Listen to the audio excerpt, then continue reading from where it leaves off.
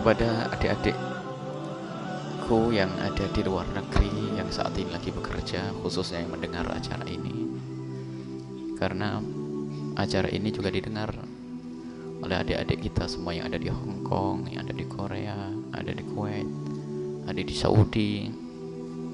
Maka kami himbau, jika Anda seorang wanita, wahai adik-adikku, bercita-citalah untuk ngambil waktu yang terdekat untuk bisa segera pulang berkumpul dengan keluarga. Dan Anda harus bersyukur kalau ternyata di saat Anda berada di luar negeri sekalipun Anda masih berhubungan komunikasi dengan dakwah yang semacam ini. Seperti adik-adik kita yang ada di Hong Kong dan seterusnya. Bahkan kita dalam waktu dekat juga akan ke sana.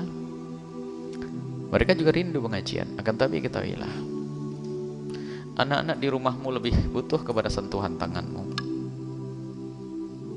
Kehormatan dan kemuliaanmu pun harus kalian perhatikan. Jangan sampai mengejar dunia tapi terhinakan.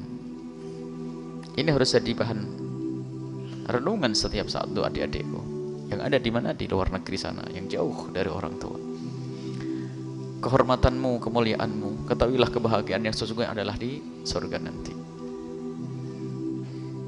Dan insya Allah kalau kalian dengar ini semuanya, kalau kalian dengar karena Allah, Allah akan buka rezeki di negerimu, bersama keluargamu, bersama suamimu, bersama bapakmu, rezeki yang penuh keberkahan. Karena kalian pulang karena Allah Subhanahu wa ta'ala. Jangan jauh dari orang tua, jangan jauh dari suami, fitnah. Belum lagi, sadarkah kalian anak yang kalian tinggal?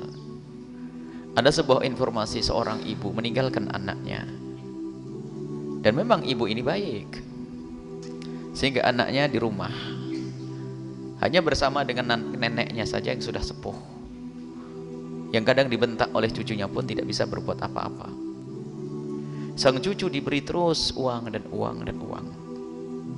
Semakin banyak kawan, dan kawannya tahu kalau dia banyak uangnya. Mulai berkenalan dengan dunia yang tidak baik, mabuk dan seterusnya. Hingga terjadilah suatu ketika percekcokan hingga berani membunuh orang lain. Ibunya ada di mana? Ibunya ada di tempat yang jauh. Bahkan ada seorang anak karena biasa dimanja oleh ibunya dengan pemberian kayak begitu dari luar negeri.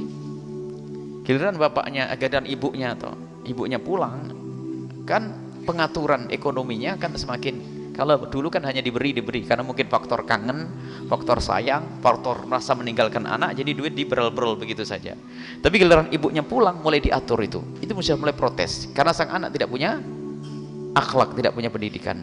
Sehingga akhirnya apa? Keluar Allah pisau, sehingga ditemukan di sebuah kampung ibunya harus dijahit dengan 12 jahitan. Lihat, pendidikan itu penting wahai adik-adikku yang sekarang ada di luar negeri. Anak-anakmu ada di mana?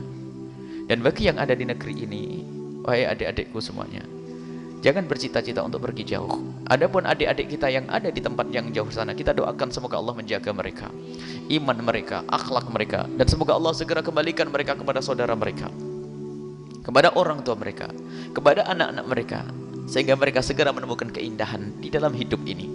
Dan semoga Allah memberikan kecukupan di negeri ini. Dan ketahuilah, rezeki itu sudah ada jatahnya. Kalau jatahmu 1 juta ya 1 juta, jatahmu 10 juta 10 juta. Baik.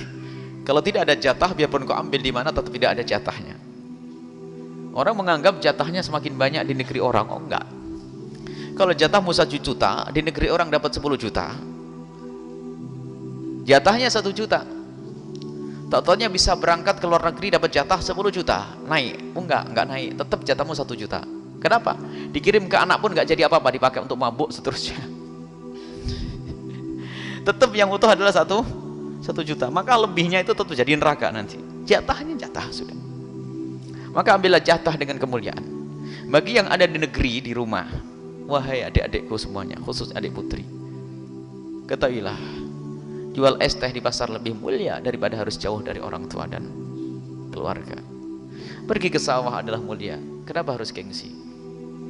Permasalahannya tadi itu, bangga-banggaan, pengen segera punya rumah, pengen segera punya mobil dan motor. Dia mengira bahwasanya kebahagiaan dengan motor. Alangkah banyaknya dan alangkah banyaknya dan alangkah banyaknya percekcokan keluarga setelah terjadi salah satunya pergi ke luar negeri. Akhirnya seperti itulah, perceraian, permusuhan, pertentangan, dan yang ngadu kepada kami bukan 10-20 orang, kalau dihitung mungkin ratusan, bingung membuat jadwalnya nanti. Jadi apakah tidak belajar dari yang demikian itu? Jadi ada, karena apa? Mohon maaf, suami misalnya